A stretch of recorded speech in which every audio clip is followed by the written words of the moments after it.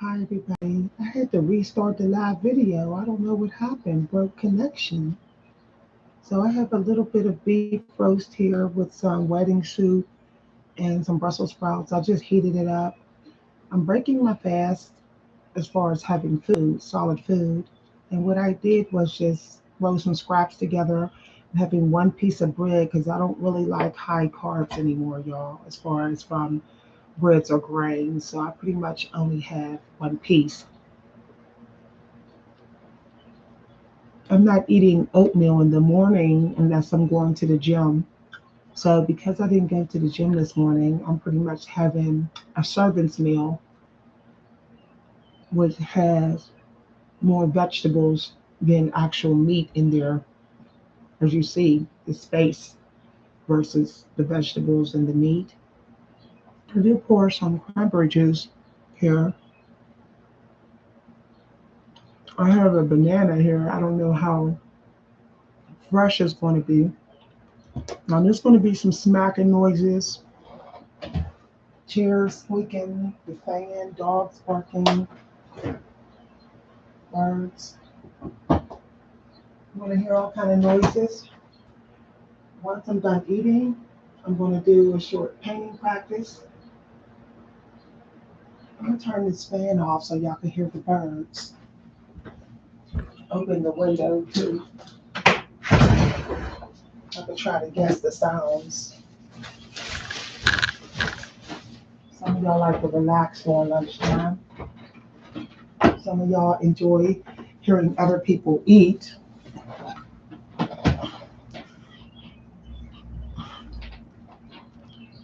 As soon as I opened that window, my nose got clogged.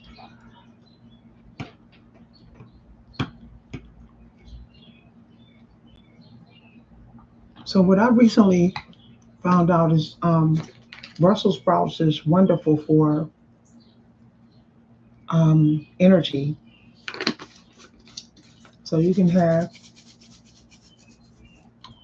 the Brussels sprouts instead of an additional piece of bread. I love to sit here and eat because we have a lot of birds outside and we can hear the birds.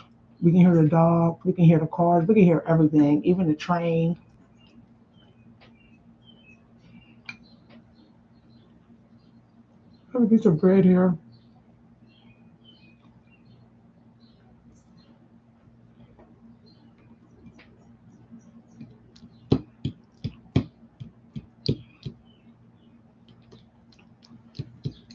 Some people do like to meditate around lunchtime, around this time.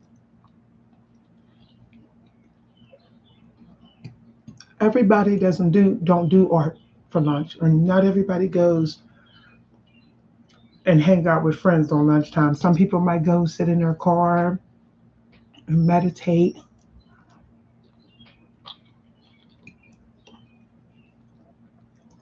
Poet Robert Haas say, looking for a parking space to meditate. If you're at work,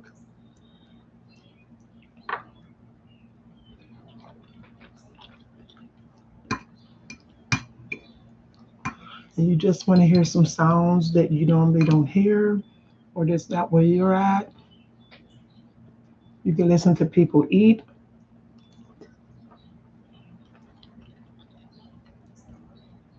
I'm going to do some painting. That'll be in about maybe 10, 20 minutes.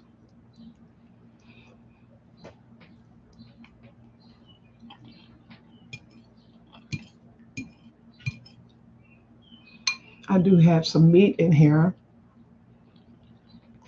If you're vegan, then you can watch someone eat that has lima beans in there.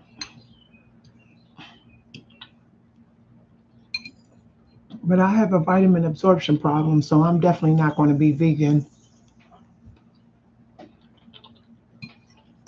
This is great. I love wedding soup. Wedding soup reminds me of my mother. My mother used to show how much she loved us with certain foods she cooked, and she would always cook wedding soup, and she was always proud of how she can cook wedding soup.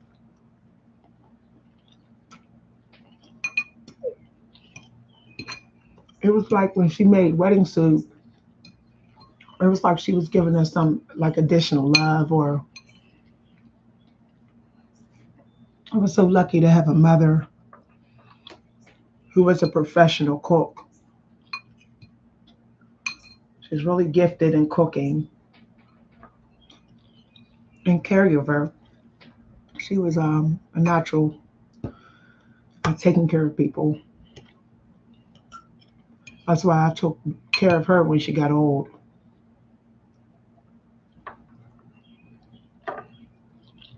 Sometimes I think about my mom this month since her birthday was this month. My mother was a Cancer sun sign, and I think she was burnt out of taking care of people when she got older, and she just needed people to take care of her.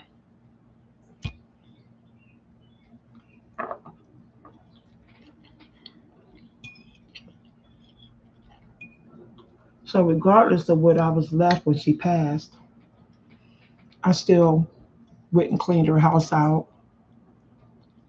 I didn't ask for any money. I went and moved some of the. Uh, I actually moved a lot of boxes constantly for like 3 hours straight. Drove about 45 minutes to her house when she passed just to move her stuff out to help my siblings. Everybody was talking about the title policies, and my mother, she she had a way of hiding her fortune. So she had her resources hidden around her house when she passed. So we had to go on like a treasure hunt to find her fortune. And I think she did that on purpose because she figured her kids would know where to look because we knew her. She was trying to protect her policies from being found by strangers. My mother was a smart woman, very smart. And sure enough, we did intuitively, we did know where to look for her title policies. We literally went right to the spots, but someone would have to know her to know where she would put them. I knew where they all were because one of the last times I saw my mother alive, she was standing in her doorway of her bedroom. I came to her bedroom, see what was up, and she said, "I left y'all something here in this room. It's over there." And I remember her pointing, and she was like, "Okay, don't forget." And sure enough, there was title policies over there. But she also had deeds to some land over there where she pointed at. No one was ever allowed to search my mom's house until she died. So I think that's why she was kind of mysterious about where she actually, the exact place she put the land and title policies at. But um, the people that was in her house a lot kind of just intuitively knew where she put the stuff at.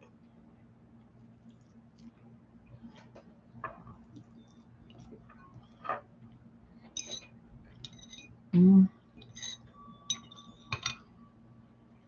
It was interesting that she had land in her name that was given to her as a gift from one of her wealthy clients whose child she was a nanny to for a long time. My mother never spoke of it. Guess she didn't want nobody fighting over it while she was alive. But The sad thing about it is somebody in the family influenced the person who gave my mother the land, and now they're holding the deed to this land and not doing anything about the land. They're literally just keeping the deed hostage. And that's the problem in my family. Some of the entitled, self absorbed people in my family, they always seem to trick people out of property, other people out of property in the family, and then they hold the property hostage. And then what happens is eventually the property gets taken by the state due to lack of care and lack of, management and care. Not so the state ends up taking the property. My family actually loses valuable land due to the people who are holding the deed being neglectful with the land, not passing it on to responsible family members. And we all know who does that. We all know who will hold family land and money hostage. Narcissists. They just want to say that they have it. They don't really plan to be mindful with it. I literally would get a plane all the way to this land, and I think it's in Ireland that's in my mother's name. My mother has land in her name, literally. The land actually has, excuse me, y'all, my allergies.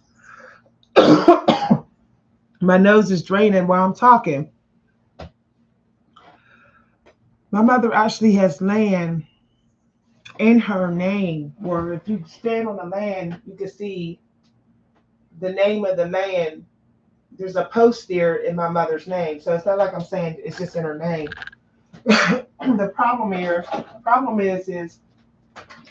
half the people in my family don't care to go see it and don't care to watch it. So we might actually have squatters on this land and not even know.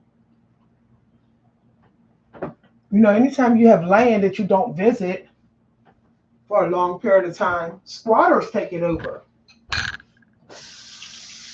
There might be land code violations on it and everything. You know, Ireland might have fines due to not keeping up the land, but this person will not turn over the deed. There's somebody in my family that won't turn over the deed. This will probably be the third piece of land since I've been alive that my family has lost to the state. And it's very sad. I know some of y'all like, oh wow, we're talking about nice pieces of land, like big enough for a home and and gardening and all of that.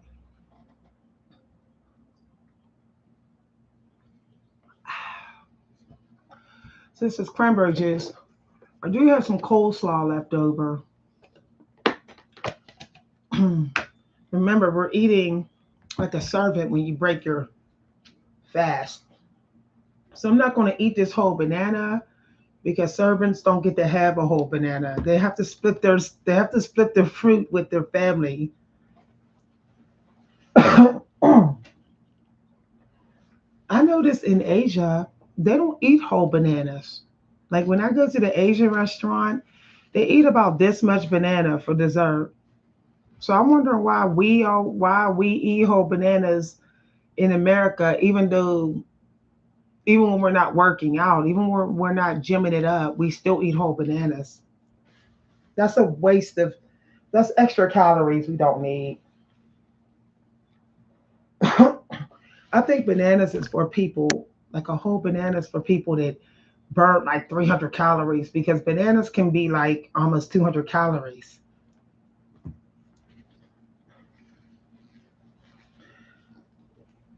So I feel like if I get mostly full of meat and solid fruit, then I've overeaten. That's how I feel about it. Now, of course, I could put a little honey on this, but I had honey already for my morning insulin levels. One thing I found out about insulin is that in the first hour work, you have to get those levels stable. They can't be too low and they can't be too high. Otherwise, you're not going to be able to fast for another hour, or you might actually overeat when you finally eat solid food. I finally figured this out without having to starve myself for days.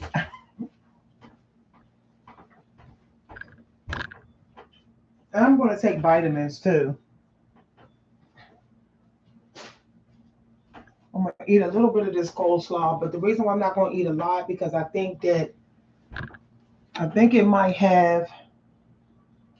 Let's see, it has 12 grams of fat. See what I'm saying? Per half a cup. So I'm highs around. So I'm only going to have maybe 2 spoons of that because it makes no sense for me to have a lot. Really, I think coleslaw is just is a fat substitute. It's not really something that you're supposed to be going ham on unless you're on a high fat diet. It has 12 grams of fat per half a cup. Way too much fat. So that's pretty much here. Maybe coleslaw is actually a topping, and people don't know it. Like maybe you can put it on. You're just supposed to put it on some crackers or something. You're supposed to put a little bit on crackers as a topping, not really sit and eat some straight up coleslaw. Now I know why there's so many people obese from eating at KFC. They don't know when they're eating those cups of coleslaw, they're eating like 12 grams of fat. And then when they're eating the skin on the chicken at KFC, they're eating more fat. So basically, they don't know that they're putting on fat on their body when they eat at KFC. And then if they get macaroni and cheese on the side, that's even more fat. So it's like, they're like, why am I gaining weight? Well, you ate a boatload of fat at KFC. Even if you only got a 3-piece meal, even if you only had a three, like chicken breast, chicken thigh, coleslaw, macaroni and cheese at KFC, that's still high fat diet. I'm not even going to eat all this coleslaw. I just took 2 bites for the fat because you do need a little fat in your diet in your first meal so that you don't get hungry too early. You don't get hungry for your next meal too soon.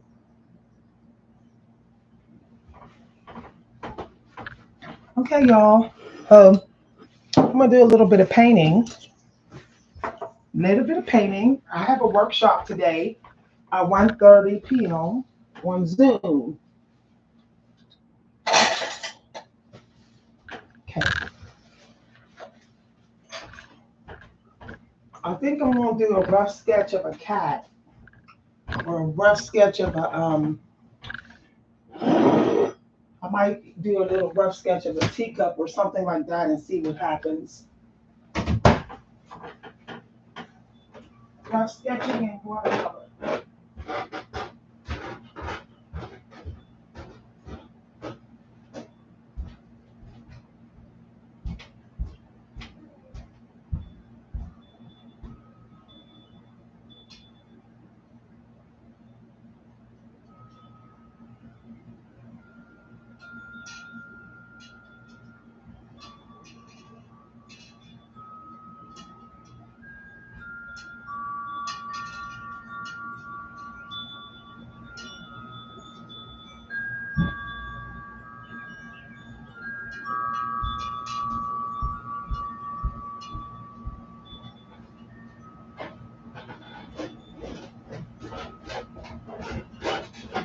Okay, everybody.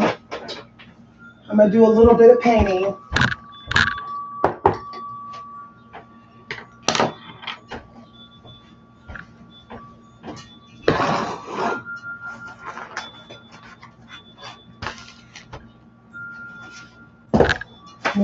some of the scraps I have here. Here's a pencil I got. These are scraps.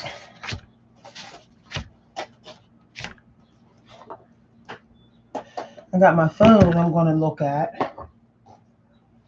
It's here. Okay. I think the kitchen table, when it's big, has special powers. Because as soon as I get to this table by 11 a.m., I'm motivated. I'm motivated by 11 a.m. As soon as I sit at the table. I think my grandmother-in-law used to sit in that seat. I always get the feeling that she's standing behind me.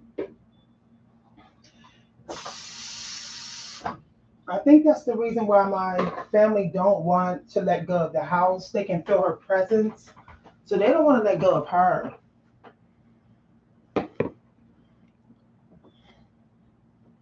Y'all, there seems to be cat fur in my bowl. I don't know why these cats keep on putting their mouths in my bowl and leaving their whiskers. They're broken whiskers.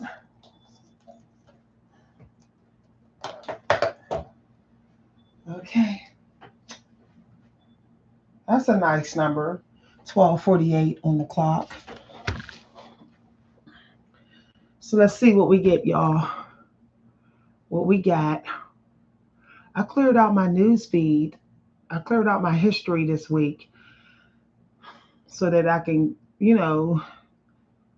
let energy flow in. So I might try this tree here because it looks like it's not that hard to do. Oh, hold on, y'all. Hold on, okay? I'll be back.